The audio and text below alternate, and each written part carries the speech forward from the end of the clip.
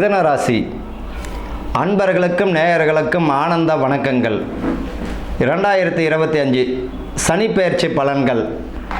இப்போ இந்த மிதுன ராசிக்கு சனீஸ்வர பகவான் என்ன மாதிரியான பலன்களை தரப்போகிறார் அப்படின்னா, இவர்களுக்கு எப்படி வருது அப்படின்னு பார்த்தீங்கன்னா, ராசிக்கு 10ஆம் இடத்துல சனி பகவான் வருகிறார், மீனத்தில் வருகிறார், கும்பத்திலேருந்து மீனத்துக்கு வருகிறார், கர்மசனி. சனீஸ்வர பகவானை என்ன சொல்கிறோம்? தொழில்காரகன், தொழிலை தருபவர். அங்கே தொழில் ஸ்தானத்தில் சனி வருகிறார். அப்படின்னா யாருக்கு ரொம்ப அற்புதமான காலம் அப்படின்னு பார்த்தீங்கன்னா, மிதுனத்துக்கும் நல்லா இருக்குது. இது வரைக்கும் அவங்க பார்த்திங்கன்னா 2021, 22, 23, 24 காலகட்டங்களே பார்த்திங்கன்னா ஆகா ஓகோ இல்லை. சிலர் பார்த்திங்கன்னா வெளிநாட்டுக்காக பணத்தை கட்டி ஏமாந்தவர்களும் உண்டு, வீடு கட்டி பாதியிலே நின்றவர்களும் உண்டு. அதே நேரத்தில் பார்த்திங்கன்னா மருத்துவம், புத்திர பாக்கியம் தடை தாமதம் அடைஞ்சு மருத்துவம் பார்த்து சக்ஸஸ் ஆகாமல் மருத்துவ செலவும் அதிகமாக இருக்கும்.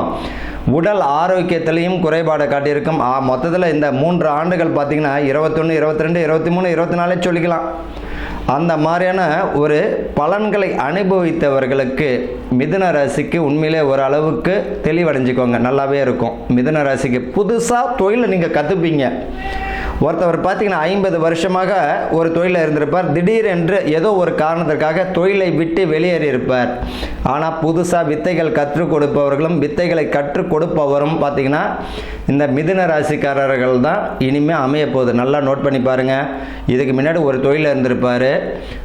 அவருக்கு அந்த தொழிலையே பற்றி முழுமையாக தெரிஞ்சிருக்கும். ஏதோ ஒரு காரணத்துக்காக குடும்ப சூழ்நிலையோ அல்லது வேலை சூழ்நிலையோ ஏதோ ஒரு காரணத்துக்காக அந்த வேலையை விட்டு வெளியே வந்திருப்பார். ஐயோ நம்ம என்ன செய்ய போகிறோன்னு தெரியலன்னு ஒரு மனசுக்குள்ளே ஒரு பயம் வந்துடும். அதுதாங்க விதின்றது. இறைவன் ஒரு எறும்புக்கு கூட ஜீவகாரின்னு பார்க்குறோம், நம்மளுக்கு பார்க்க மாட்டானா? நம்ம அப்படியே பயந்துடுறது, ஐயோ நம்ம வாழ்க்கை என்ன ஆகும், எப்படி ஆகும்னு. உங்களுடைய ராசியிலேயே குரு வருகிறார். இப்போ ராசிக்கு 12ஆம் இடத்துல இருக்கும் பொழுது தொழிலை கற்றுக் கொடுத்துக்கு என்ட்ராயிட்டு இருப்பீங்க. இப்போ உங்கள் ராசியிலேயே குரு வருகிறார், இன்னும் கற்றுக் கொடுப்பார்.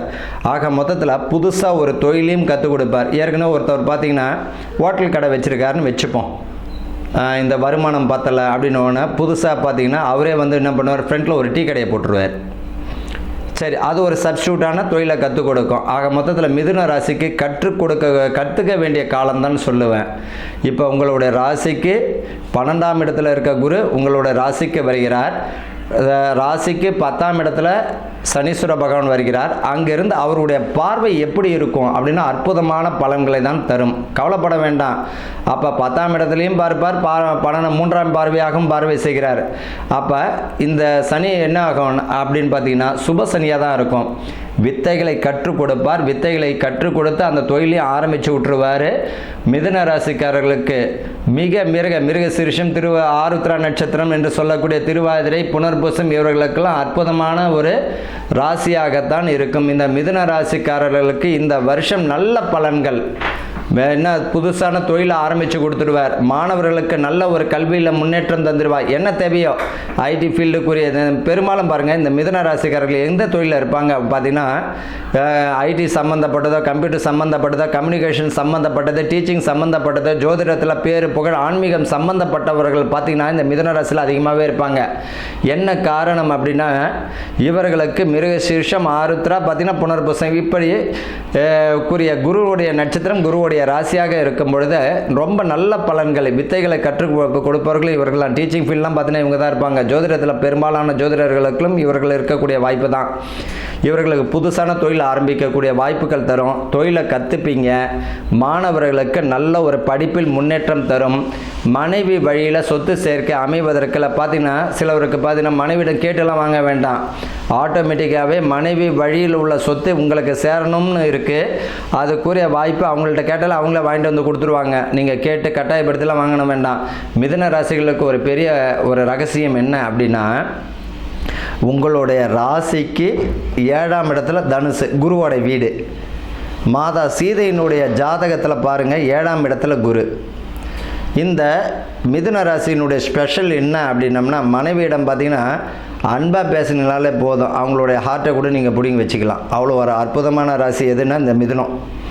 அன்புக்கு ஈஸியாக டேக்கிளிங் பண்ணிக்கலாம். என்ன காரணம்? மிருகசீரிஷம் செவ்வாய்க்குரியது. அப்போ திருவாதிரை நட்சத்திரம், சிவனுடைய நட்சத்திரம், இவங்கெல்லாம் அன்புக்குரியவர்கள். அப்படின்னு பார்த்தீங்கன்னா மனைவி என்ன செய்யலாம், அன்பாக நீங்கள் பேசுங்கனாலும் உங்களோட தேவைகளை பூர்த்தி செஞ்சிடலாம். சொத்து வேணும் அது வேணும்னு அவங்கள்ட்ட கேட்க வேண்டாம். அவங்கள்ட்ட அன்பாக இருந்ததுனால அவங்களே பிடிங்கி கொடுத்துருவாங்க.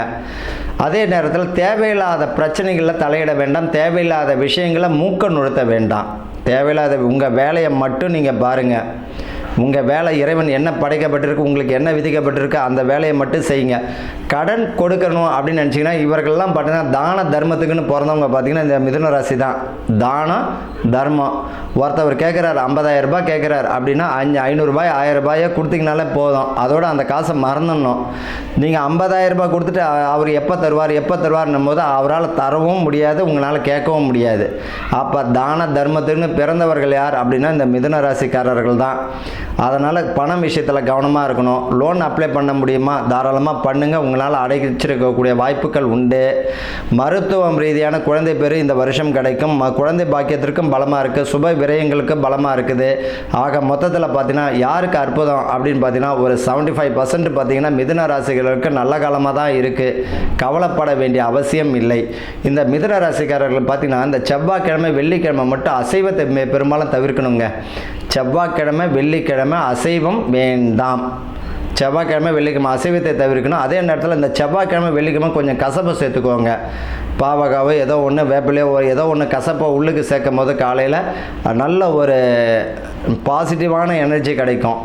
இவர்களை பொறுத்த வரைக்கும் கவலைப்பட வேண்டிய அவசியம் இல்லை. வழிபாடுன்னு பார்த்தீங்கன்னா இந்த மிதுன ராசிக்காரர்களுக்கு குரு சனி தொடர்பு நல்லாவே இருக்கும். இவர்கள் பார்த்திங்கன்னா திருவிடை மருதூர் போய் வழிபாடு செய்கிறதும் நல்லது. எப்போயாவது வருஷத்தில் ஒரு நாள் முடிஞ்சவங்க, போகாதவங்க போயிட்டு கூட வாங்க இந்த இவர்களுக்கு. அதே போல் திருவண்ணாமலை அருணாச்சலேஸ்வரர் வழிபாடு செஞ்சாலும் நல்லதாக இருக்கும். செவ்வாய்க்கிழமை வெள்ளிக்கிழமை குடும்பத்தோடு போயிட்டு கோயிலுக்கு போயிட்டு வாங்க. குடும்பத்தோட மனைவி பிள்ளைகளோட ரொம்ப ஒரு விஷயத்தை புரிஞ்சுக்கணும். இங்கே கூட்டு கர்மம் யாருன்னா மிதுனம் தான். என்ன செய்யணும் அப்படின்னா மனைவி மக்கள் உங்களுடைய பிள்ளைகள். கோயிலுக்கு நிறைய பேர் பார்த்திங்கன்னா தனிப்பட்ட முறையில் போய் கோயிலை சுற்றிட்டு வருவார். இவர் தனி மரம் தோப்பாகாது. தனிமரம் தோப்பாகாது. உங்களோட பொண்டாட்டி பிள்ளைங்களோட கோயிலுக்கு போங்க. கூட்டு கர்மா உங்களுடைய மனைவினுடைய வேண்டுதல் உங்களுக்கு பலிக்கும். உங்களுடைய வேண்டுதல் உங்கள் மனைவிக்கு சக்ஸஸ் ஆகும். பிள்ளையினுடைய வேண்டுதல் உங்களுக்கு கிடைக்கும். குடும்பத்துடன் போயிட்டு வாரத்தில் ஒரு முறையாவது கோயிலுக்கு போயிட்டு வாங்க. கூட்டு பிரார்த்தனை மிக அவசியமாக இருக்கும். மிதுன ராசிக்காரர்களுக்கு ஆக மொத்தத்தில் பார்த்திங்கன்னா 75%க்கு நல்ல ஒரு பலன்களை தருது. அற்புதமான பலன்கள் தான். பயப்பட வேண்டிய அவசியம் இல்லை. வாழ்க வளமுடன் ஆனந்தத்துடன்.